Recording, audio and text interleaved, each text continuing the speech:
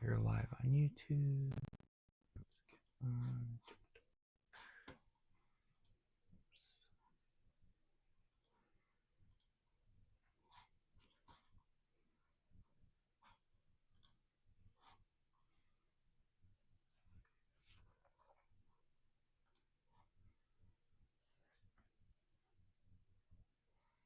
Okay, we are fully live.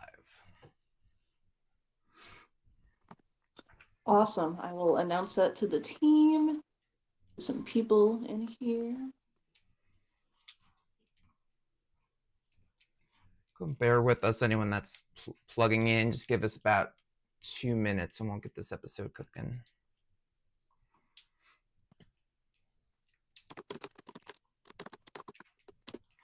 Sometimes it takes us a minute to warm up. Great. Still getting used to all this stuff. Anytime I see the live for us, it makes me think of that red circle of death for Xbox. Oh.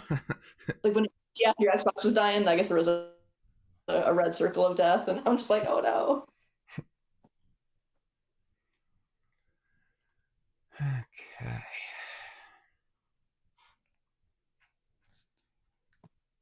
Yes, we'll start at the 05 marker. Great. Make sure everything's cooking here. Hello, Carrie. How's your day going?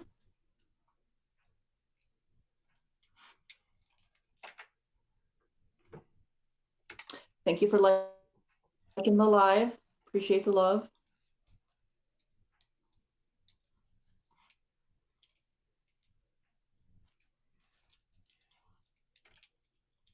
Is there anything unique about your audio?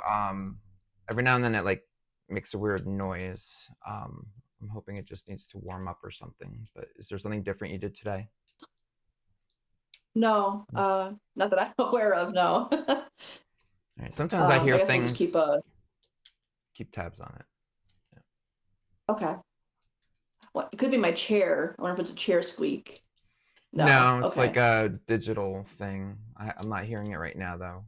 Sometimes I hear it at the beginning and then it goes away. So we'll ignore it and see if ignoring it fixes the problem. Yeah, it's such a weird thing, where we've been to the moon and we're trying to go to Mars, but we can't figure out audio.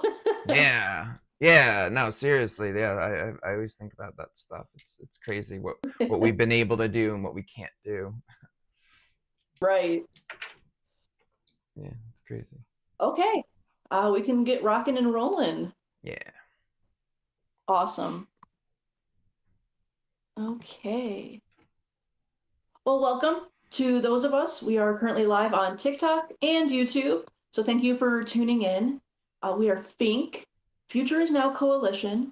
And you can think of FiNC as your civic utility company, right? So it's going to be one system that plugs everyone into a fair, citizen-first democracy. And as America plugs in... So I'm getting used to this. Go ahead. As America plugs in to this civic utility company, participation within democracy is made simpler by, putting every candidate on equal footing, lowering barriers for grassroots voices, and streamlining the democratic process. So all of that accumulates to less waste and more representation.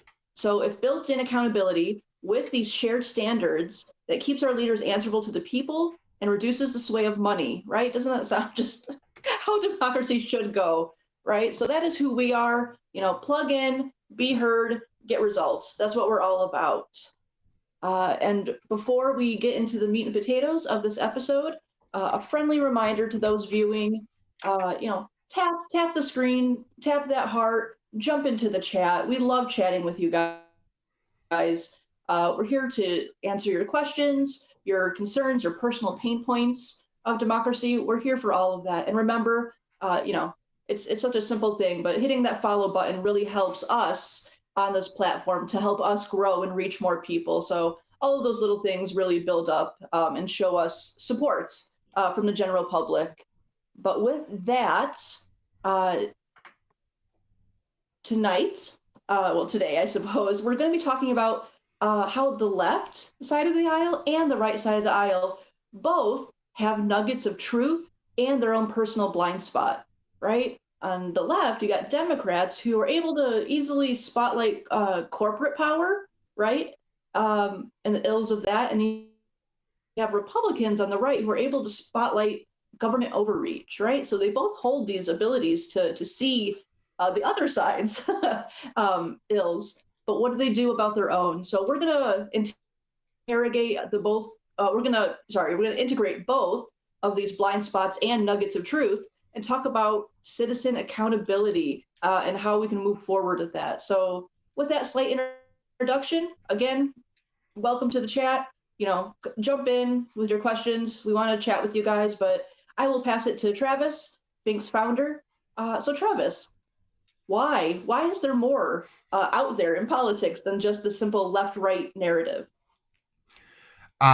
Yeah, so kind of what you're summarizing on here is that both sides have their blind spot and both have their focus, and ultimately that is the flaw of both sides. And the real way to get genuine solutions with substance is to be able to integrate the concerns on both sides. So kind of what you just said there, like, Democrats focus on corporate corruption. Look at these mega mergers. Look at the corporations. Look at the influence of people outside of government trying to influence government, and that is true. But then on the flip side, they're not acknowledging that there's all sorts of government corruption. Yes, they'll point out Republicans when Republicans have conflicts of interest, but they're totally, they try to hide anytime a Democrat's caught with corruption, or even just the legal corruption of today, they pretend it doesn't exist. They pretend that only Republicans are taking the monies and the bribes and legal bribes and all that stuff. And then the vice versa is true. That Republicans by nature focus on government corruption, say government's part of the problem, they're not trustworthy, they're so corruptible. But then they're doing the opposite, where they're not acknowledging that corporations are part of the issue as well. And so the healthy way of a true balance is to acknowledge that both sides are correct about it's basically like they're half right, half wrong. The establishment is on both sides. There's corporate corruption and there's government corruption that needs to be acknowledged. We have this graph here that we designed. Just took me a minute to pull it up, but the ultimate point is that this is what we have to kind of show basically what we're saying here, that both sides, so on the left you have the Democrats, and as we're showing it, that their blind spot is government corruption, and then the big business corruption is what they name as the problem, and vice versa. So kind of that pretty much summarizes a key part to the problems of our society. And so it gets very divided with both sides, because each side is ignoring part of the problem. So whenever they talk about those solutions, so Democrats will talk about solutions about corporate corruption, business corruption, but their solutions, we just need more government, stronger government, just more government, give them more power, bigger government. But the Republicans are sensitive to that. So no, you can't always trust government, so don't just give them all power. That's not going to be healthy either. So they have a valid point. And so, in this such a divisive state of the world that we're in today, people are so stuck on their extremes that's where they get bound to. But both sides have legitimate concerns. But then the flip side is true as well. So, when Republicans are they want smaller government, they want to streamline things, they want to cut costs.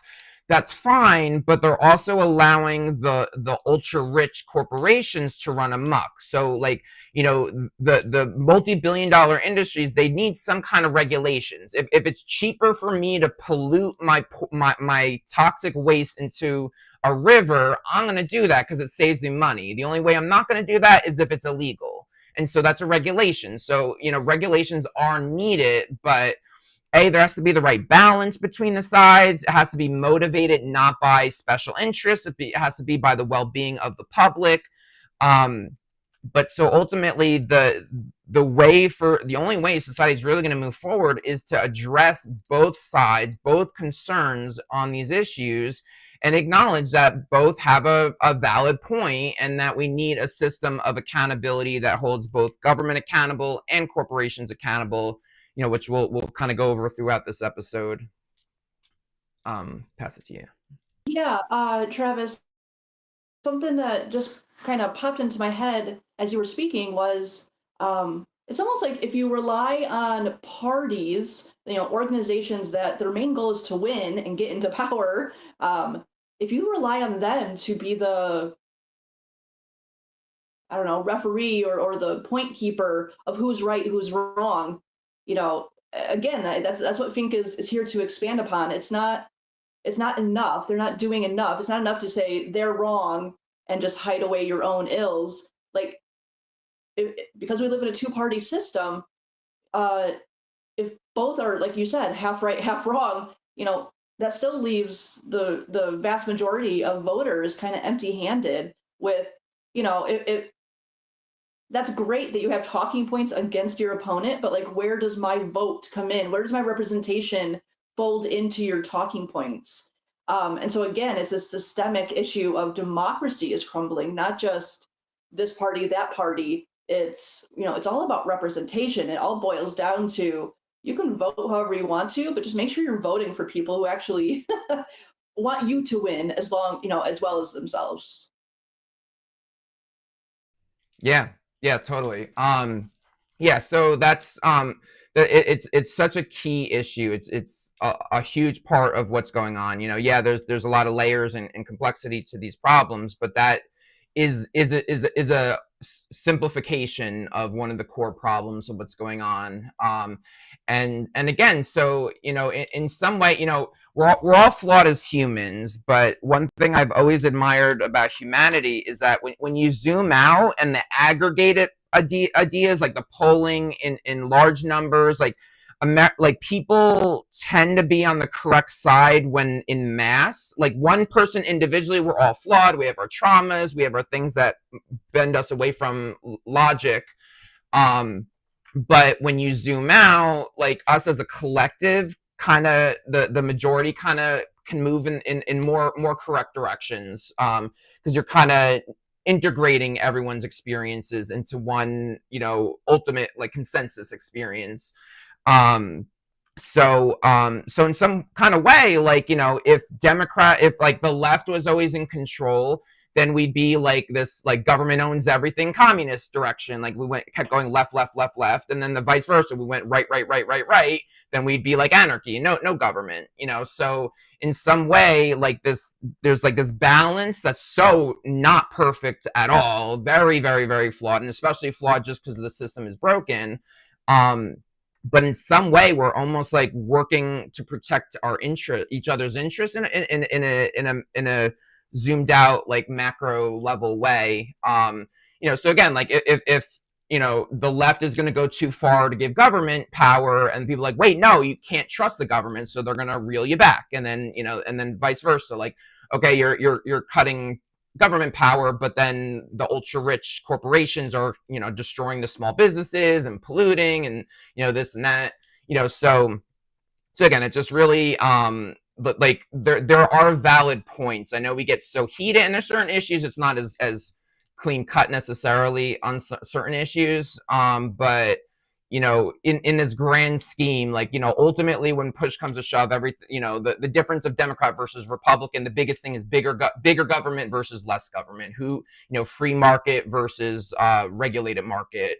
And there's not going to be one correct answer. It's a mix. It's like how it's a scale, and we have to find out, like, it's forever going to be a test of like how far each way should things go. And like, when you're buying a car, maybe there's very little government involvement in buying a car, but maybe buying your health insurance needs a little bit more government intervention. So there's different, each scenario is a different situation. And no one person, no one group can have all the answers because we're all flawed. We all have our limited perspectives.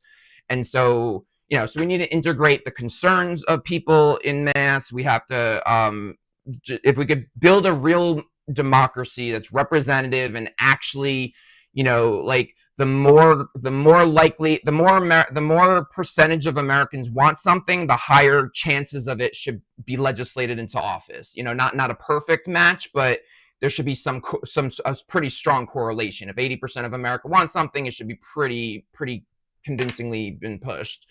So it's things like that we really have to acknowledge and not vilify the other side. Is another piece to that. Is like, both sides are coming from a genuine concern.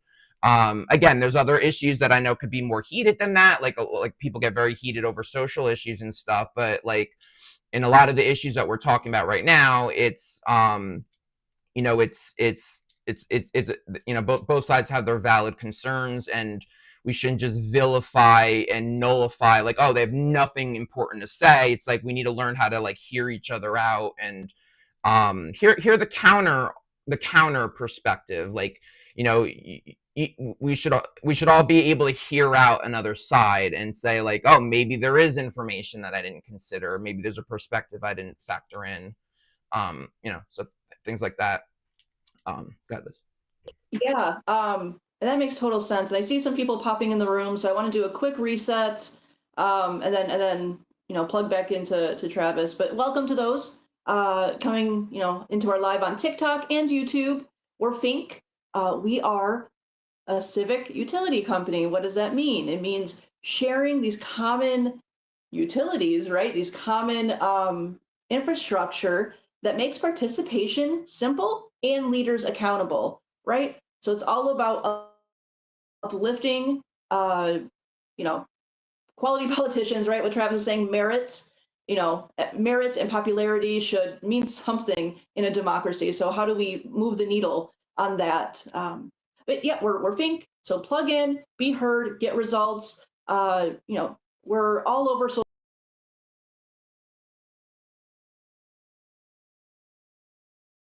have a great new updated website. That's both more digestible, but also just a little more beautiful than we had in the past. So please give that a look too. We're really proud of it. But going back to what Travis was saying, so part of this discussion today about you can't just boil things down to if it's left versus right. One, it's usually neither or a mix or some kind of not absolute division on how to approach something. But also,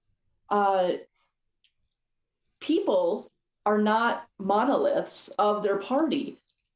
So both policy making into government action is not being currently represented of what the people want, right? The people's opinion and the people's perspective. It's very much is this gonna win my next term? Am I gonna get further in the primary, right? So this intention, the underlying purpose behind power is something that we're really trying to address through digital politics at FiNC. So, what is the motive behind certain decisions? Is this actually something that people want, or is it just kind of a government play? And where's the actual result? Is it a chess move for a party, or is it something actually helping the people? So all of these things, simply boiling it down to is it a Republican policy or a Democrat policy is not effective to even analyze it, let alone move it forward. And so something that Travis was saying as he was speaking, that really got to me was we just simply don't have a lot of language to conceptualize something else. And at FiNC, we're trying to build some of that language and build some of the conceptual ideas, hence that cool graph we put up earlier. But it's building a whole new concept of how to look at politics, interact with politics, because gosh, it ain't working right now, right? People have really low views of democracy's efficiency.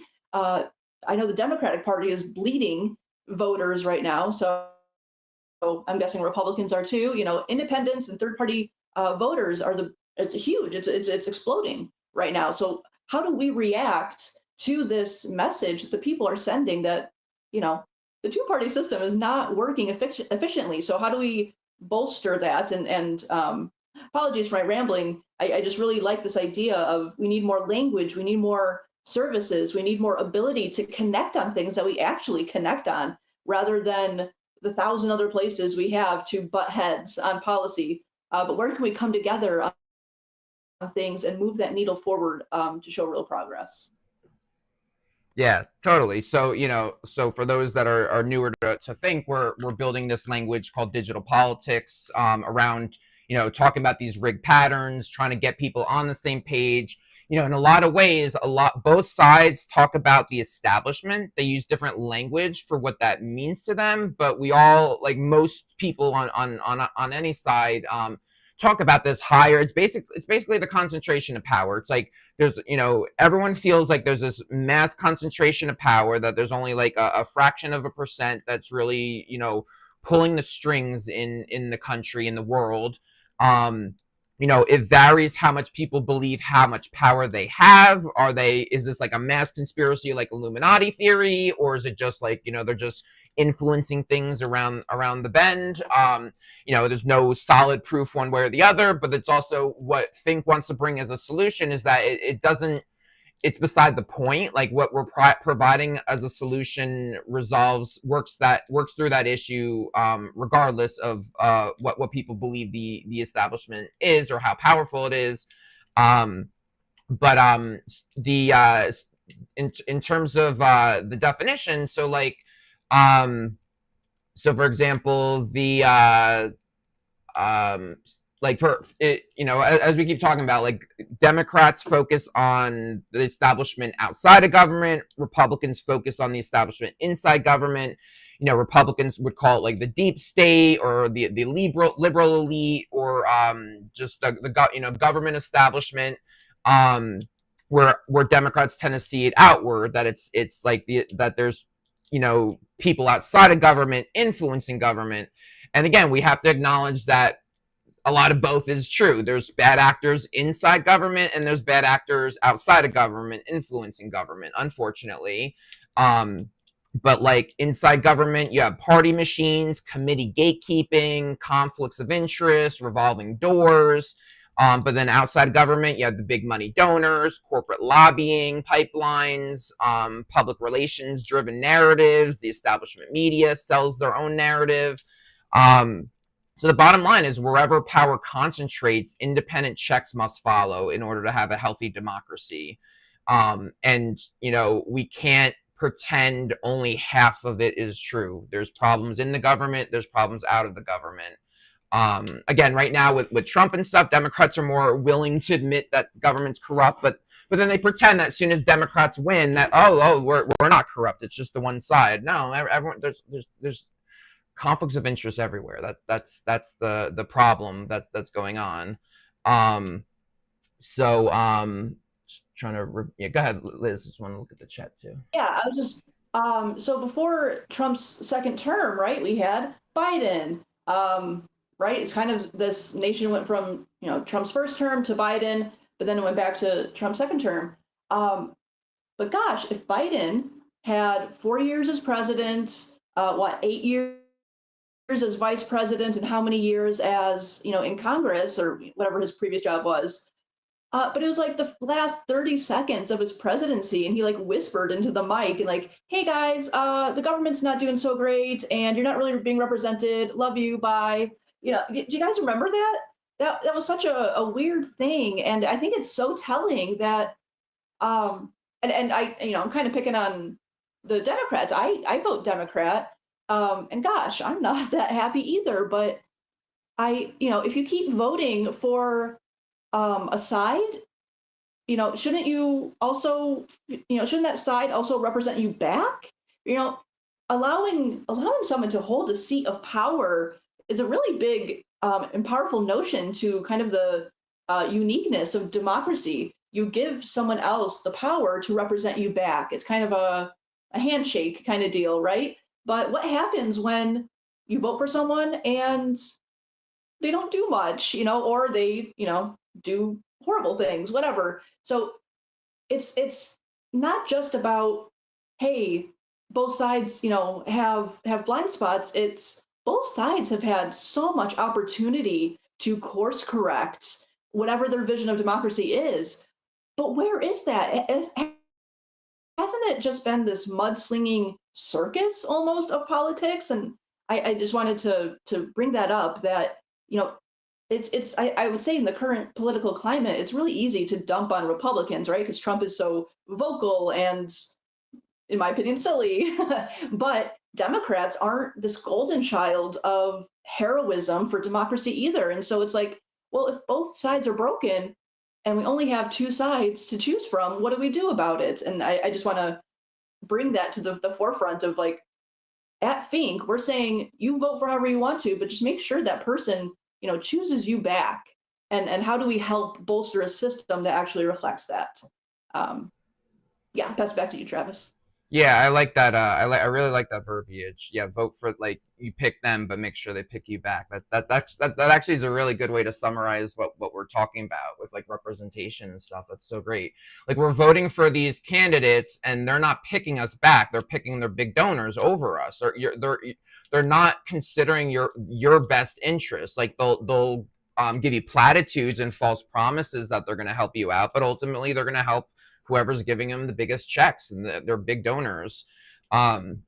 So yeah, that's really powerful. But yeah, I mean, today I've been working on a lot of the stats for some of our coming up episodes, and the numbers are so abysmal. On, both parties are losing people like crazy, but definitely Democrats are literally the least popular they've been in decades, and in the worst scenario they are. So, sometimes we get people that argue with us saying, like, oh, you shouldn't rock the boat because Trump is such a big problem. But it's like, but the voters are not on the side of Democrats right now. Today, like, Republicans are actually doing significantly better than Republicans are doing significantly better than Democrats. Not that either side are not doing anything near as what a couple decades ago a party would have, but Republicans are doing better. So we're not going to dive into it today. I wasn't ready to put those stats all together, but all the numbers are showing this. Pew Research, Gallup, you name it. There's so many stats. More people are registered independent than any specific of the two parties. The Democrats' approval rating is the lowest in history. Their trust is lowest in history. It's insane. So, something needs to change, and that's what we're here for. So, like, let's keep saying we want to be, like, the best way to describe what we are is a utility company for democracy. The way you get plugged into electric, plugged into water, plugged into gas at your home, we want to plug every citizen into democracy. Every citizen, every candidate, every journalist. And if you think about it, if every candidate had a voice, had a chance to speak to the voters, it would dissipate the need to raise millions of dollars. Like, why do they need so much money? They need money to have to buy a voice for voters to know they exist. So if we have a standardized system that plugs everyone into democracy, every citizen, every journalist, every politician, it sidesteps all that. It sidesteps the need for raising so much money. And, like, because we need to lower the barriers. There's so many wonderful candidates, millions of good candidates that run every year, and they just get drowned out by the person with the most money. And the establishment media is against them. The money's against them. The party leaders are against them. So, if we plug them into one standard utility, that kind of defeats that, oversteps that issue. It's almost that simple. Like, yeah, there's a lot to that, but it would make a major change just going in that direction. That is the solution. That is like, no one else out there has a solution right now. That is the solution to provide. And we have a lot of layers of what that looks like, but in a nutshell, it's about plugging everyone into one democracy infrastructure. but yeah, so no one, no one really feels like either side is on their side, or aligns with them. And that's the problem too, is like, humans are complicated. Just because you agree with one policy does not mean you agree with 100% of all the other things that party agrees with. We need, like, virtually every other first world democracy has more than two parties. You can, at least have a little bit more of a choice of, like, why maybe you're more socially conservative, fiscally liberal, or vice versa, or whatever. Like, people need more than two choices to be put into. Go ahead, Liz. So yeah, something that popped into my head was, with this limited current political system, right? Just the two parties getting the exposure, and then independents or non-establishment, Democrats, Republicans, or third-party candidates. It's almost like I live in Wisconsin, so I'm more or less in a purple state, depending on the year.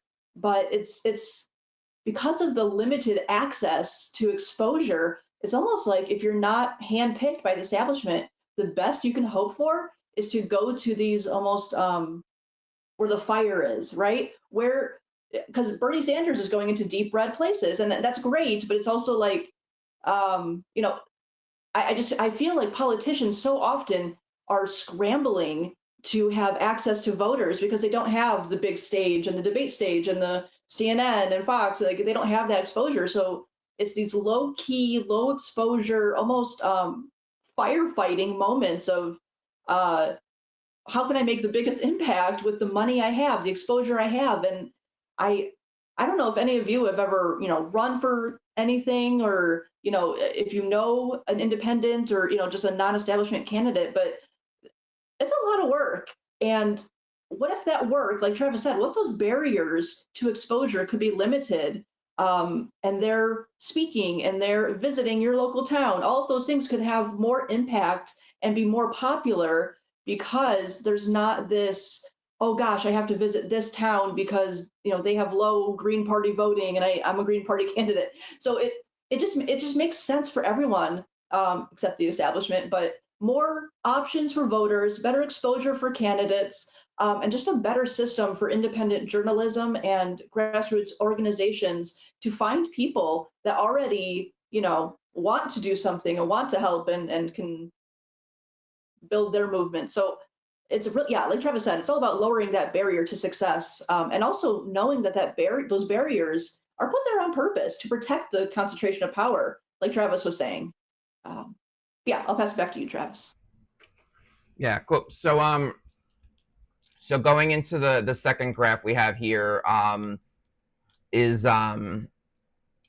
so what I mean, this is something that this would take decades. I'm not pretending like this is our immediate solution. We have immediate solutions. This is our longest term solution.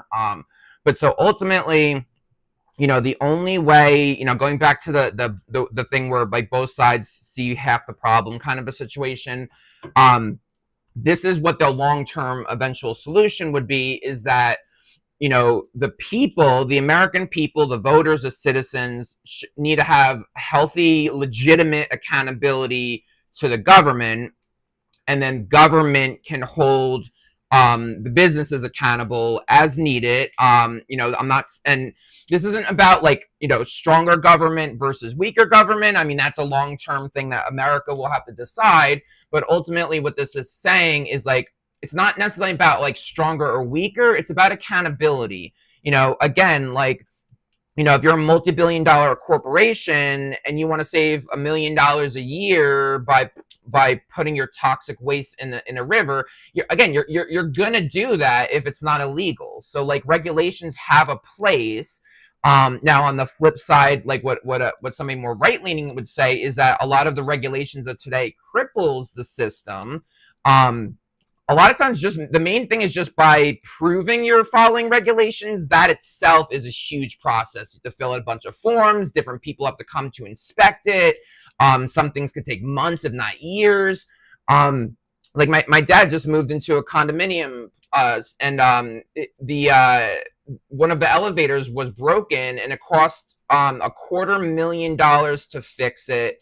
and took like 6 to 8 months to fix it.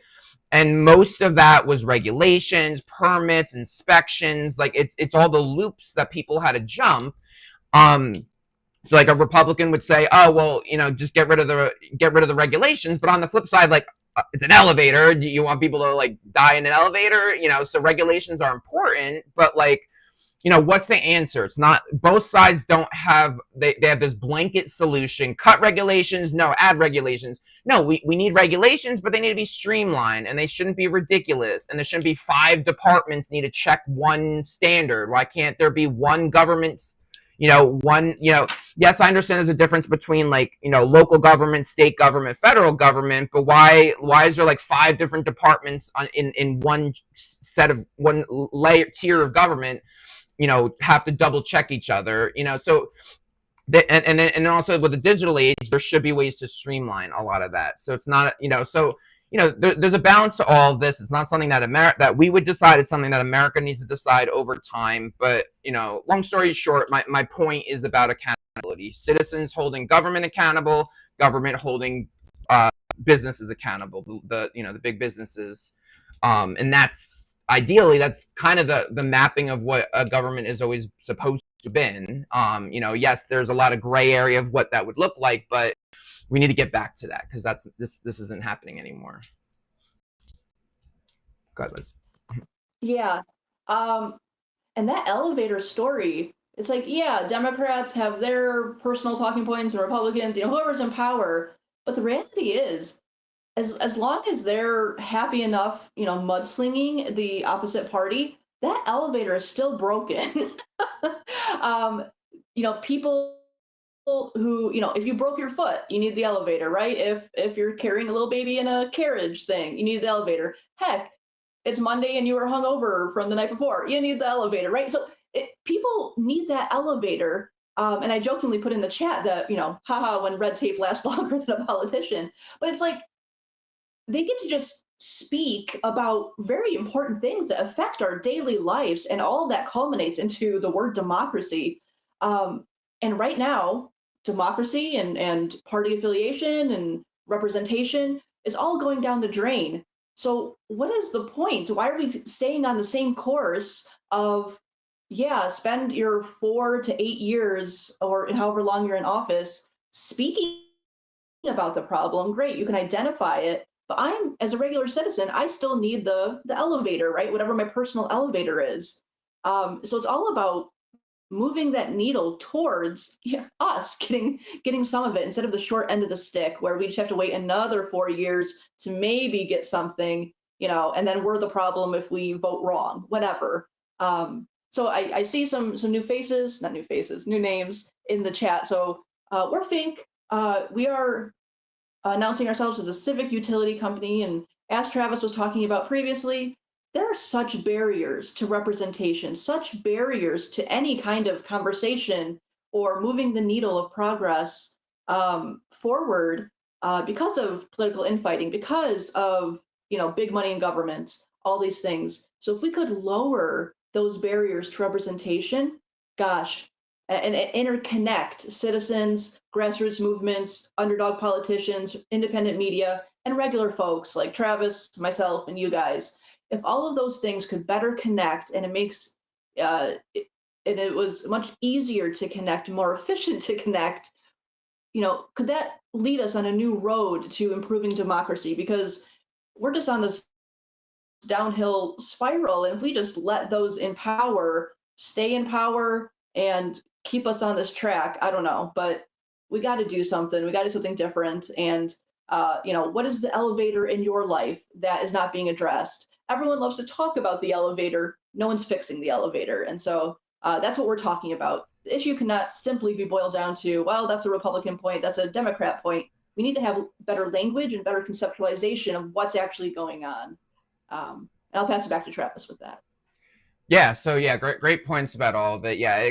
Again, like all our, like, society is complicated. Humans are complicated. You cannot just put us into 2 boxes. And especially right now, like what part of what we're doing with digital politics, the bigger issue is up versus down. It's not left versus right. It's who's who's influencing our politicians, who's influencing our media, and it's not you. It's the 1%. It's a fraction of the people.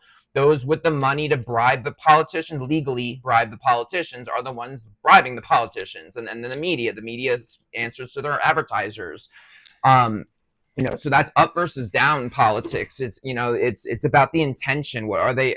Those in office, their intention is not to make your life better. It's to get reelected. That's their intention right now. And the incentive is not to appease you. It's to appease the big donors. So going back to us as a civic utility company, there's a lot of pieces to what that means, but one of the key ones, Liz was kind of touching on it right now, but it's about communication infrastructure. So imagine, if in one place you have all the grassroots organizations, underdog politicians, independent media in one place, which kind of already exists, Facebook, TikTok, Instagram, they're all on social media. We just have to build a little bit of a better infrastructure that helps you find who you align with. Add some trust factors in there, trust mechanisms. You might want more right-leaning, or you might want a media that follows a certain ideology or has a certain stance. So we want to build infrastructure that helps match the right media that you would like, the right candidates that you would like, in which we're calling clusters. We're calling it action clusters. And any policy stance that you'd be in, like if you have a certain stance on healthcare, certain stance on taxation, certain immigration stance, each stance is basically its own cluster. And whatever, it's almost like you get to pick a la carte where you stand on every policy. And then you kind of build your political profile of where you stand on issues. It could be completely anonymous. And then as this system builds out, we match you to other citizens, other politicians, media, everyone that matches to those clusters. And that's how we start breaking down the barriers between left versus right. It's how we overcome the up versus down conundrum. So a lot of what we're saying when we say utility company is really about communication infrastructure, operational infrastructure. We want to simplify participation. That's what Liz was saying earlier. It's so complicated to participate in democracy. How do you know what's true? Both sides are lying to you on the mainstream media. Maybe you want to argue that one lies more than the other, but they're both lying. And when is one being more truthful than the other? How do you know the difference? That's overwhelming. How do you know, which politicians to follow? How do you know if a politician is bought out or grassroots, up versus down? These are all the things that are so difficult for an average citizen. Even me, I'm a political enthusiast, and still hard when I go into the primaries and the general to a lot of people, it's not all their information is easy to come by. So we're trying to streamline that information, build it so there's less of an effort to make more of an impact. One place to find that media, the candidates, organizations you might want to support, ways to match you to people that align with the issues you care about, accountability, infrastructure, showing you, is this person beholden to the voters or the big donors, special interest or you. So that's the operational infrastructure that we're building out. And then the lens of digital politics is a way to kind of soften our, we're so stuck on our labels of I'm a Democrat, I'm a socialist, I'm an anarchist, I'm a Republican. That divides us. And not that we want to, not we're saying, oh, you have to just get rid of it, but we want to move the focus on actions, and as we call it, action clusters. So maybe you're on one, maybe you're a Democrat and you have a friend that's a libertarian, and you fight over that label, but then when push to shove, maybe you both agree on a certain policy stance. So just stay there. If they agree with what you agree with on healthcare, let's work together on that issue on healthcare. Let's not fight over our labels. We found something that we agree with. Let's just go there. Let's just, let's work together in that one issue. So a lot of what we're doing is helping create that divide of moving away from your label, your political lens, as we call it, and move towards what actions can you take, do you want to take, and who aligns with those actions? Who, like, oh, I need to find independent media. I have a news story that needs coverage, and let me find the media that would be interested in that news coverage.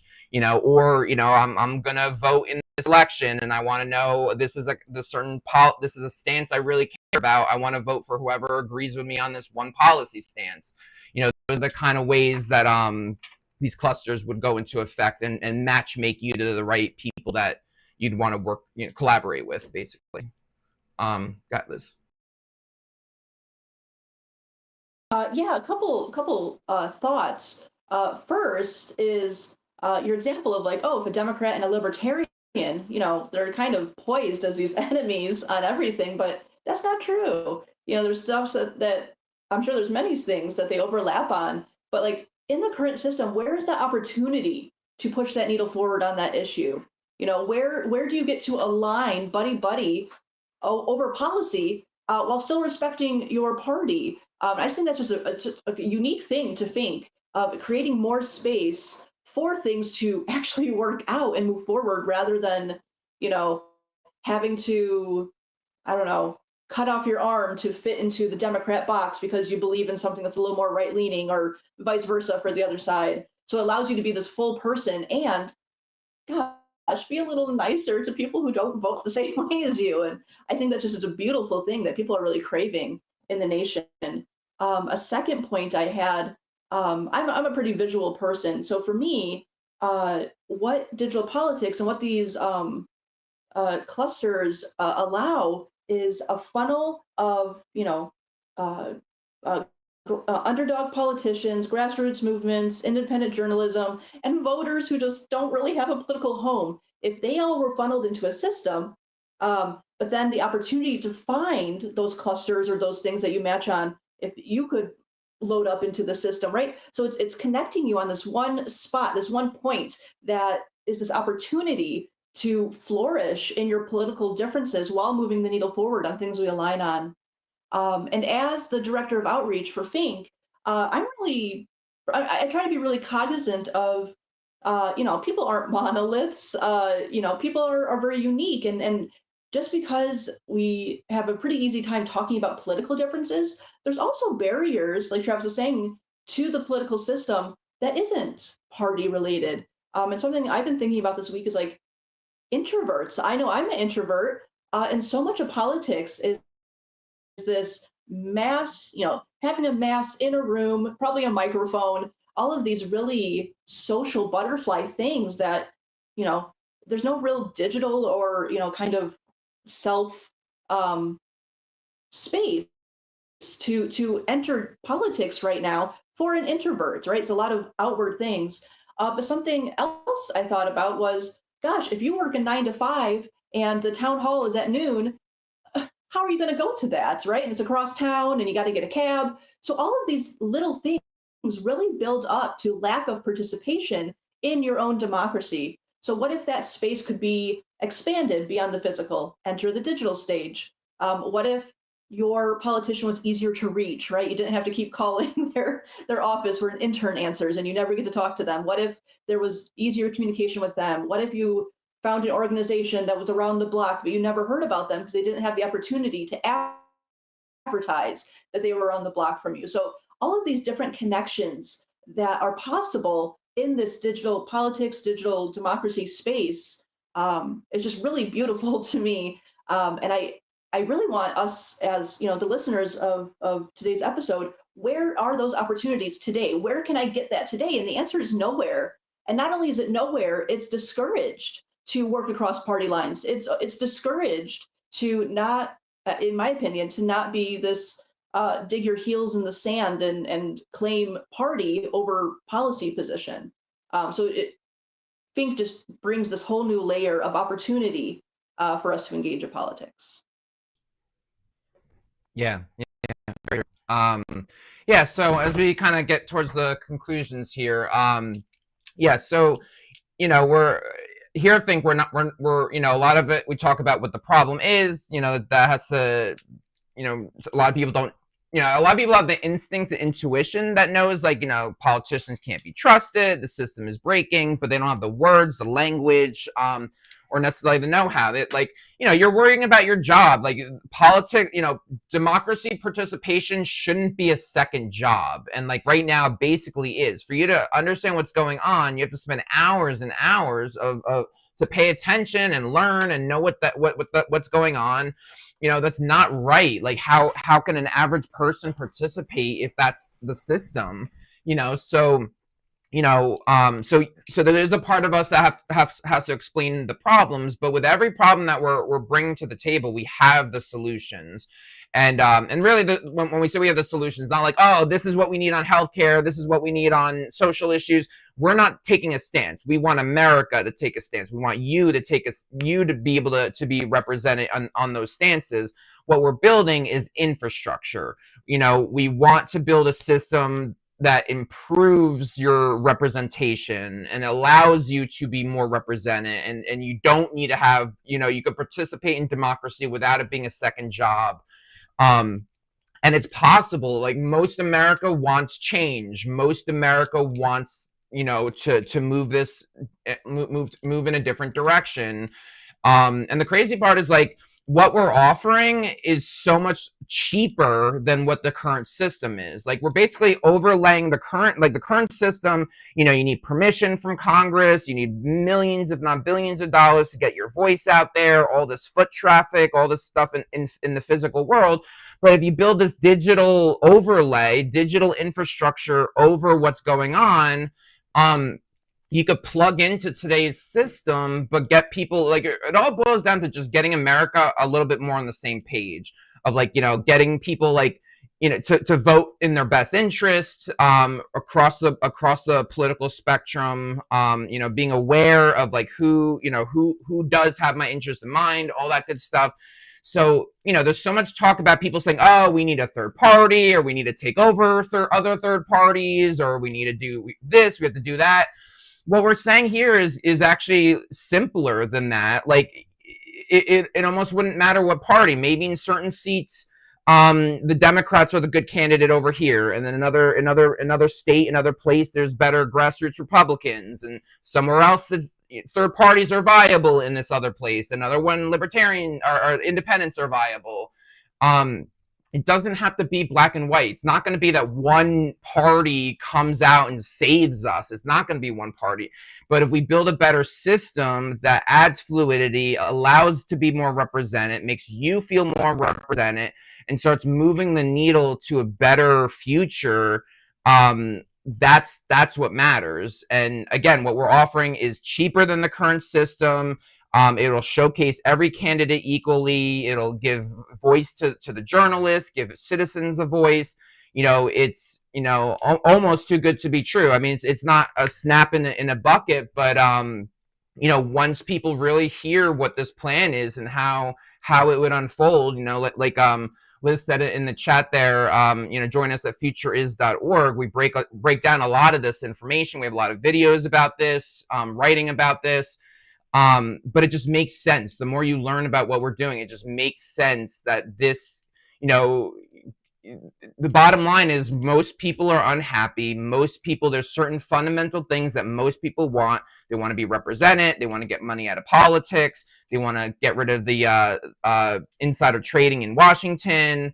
There's so many things around the system that we can all agree on. Yes, there's a lot of division on, like, certain social stances, healthcare stuff, but, like, right now, no one's getting what they want except for 1% of us. So let's fix the system, build a better democracy where we can debate our issues and can work out our differences. That's what a healthy democracy is built for. Democracy was made. They know that people are not going to agree with each other. So the system of democracy is supposed to help us sort it out. And that's why you have representatives in different districts, different states, federally.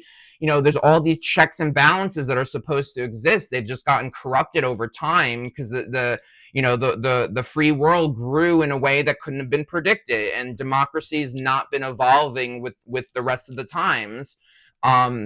So now it's up to our generations to evolve democracy, upgrade democracy, as we call it, and make it better, make it what it should be today, make it sustainable in the digital age, make it sustainable since all the money in politics is so much more legal today than it was a few decades ago. Lots changed in the real world, and we have to upgrade democracy to match that, and bring back accountability, bring back democracy.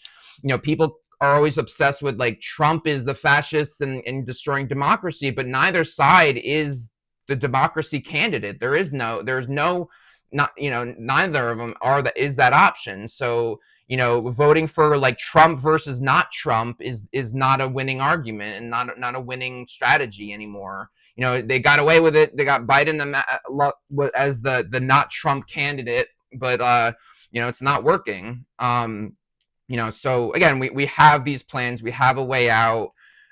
We just need the people backing. This is all about empowering you as a citizen, give you your voice, give you the ability to better know what's going on. Again, we're not saying, oh, you have to decide this way on healthcare, this way on social issues. You land where you land. We just want to move you a little bit away from the establishment, give you more grassroots options. You want more conservative media? Here's a lot of conservative independent media. You want more liberal? Here's independent liberal media, progressive, whatever.